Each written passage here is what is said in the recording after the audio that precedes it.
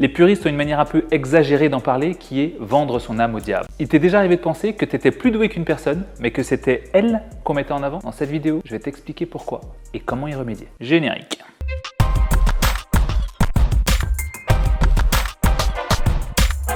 On a une tendance à penser que le talent fait tout, que d'être hyper talentueux fait que ça sera forcément toi qu'on mettra en avant. Mais il faut que tu apprennes quelque chose. La plupart des grands peintres, la plupart des grands musiciens, la plupart des grands sportifs ont une petite tendance et ont tous un point commun qui fait qu'on ne parle pas d'eux et que ce sont d'autres personnes qui prennent leur place. Et c'est pour ça que le talent ne fait pas tout. Je veux bien croire qu'à l'époque de Mike Tyson, il y avait forcément un gars sur Terre qui faisait le même poids et qui était meilleur que lui. Je suis sûr et certain qu'il y a une meilleure chanteuse que Beyoncé. Je suis certain qu'il y a un gars qui a encore un meilleur flow que Drake, et pourtant on parle de Drake. Toutes les personnes qui ont un talent particulier dans leur domaine ne sont pas forcément ceux que l'on met en avant pour une raison simple. Ce sont des ermites et ils ne veulent pas faire de concessions. C'est pour ça que la plupart des puristes se mettent à cracher sur le dos de ceux que l'on voit le plus souvent à la télé, à la radio, dans les journaux, sur les réseaux sociaux. Tout simplement parce que ces personnes qui s'exposent ont fait des concessions. On fait des concessions sur le fait d'être plus accessible pour certaines personnes. On fait des concessions sur le fait d'être plus intelligible lorsqu'ils parlent. Et on fait des concessions sur le fait qu'on n'a pas besoin de toute l'expertise pour pouvoir en parler.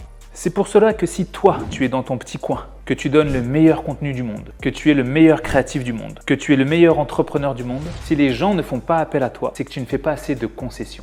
Les puristes ont une manière un peu exagérée d'en parler qui est vendre son âme au diable. C'est-à-dire qu'à partir du moment où tu ne fais pas les choses comme la norme de ton secteur, tu es considéré comme un paria. Mais voilà, prenons des exemples concrets. Imaginons que toi, tu aies toujours voulu être chanteur ou chanteuse. Et je te prends l'exemple de Beyoncé. Peut-être même que tu chantes mieux que Beyoncé. Mais voilà, elle a accepté de faire certaines chansons très commerciales pour pouvoir vendre. Elle a accepté de faire certaines danses, de porter certaines tenues et de passer dans certains magazines. C'est ça, les concessions. Et c'est pour ça qu'aujourd'hui on parle plus d'elle qu'une autre qui chante certainement mieux.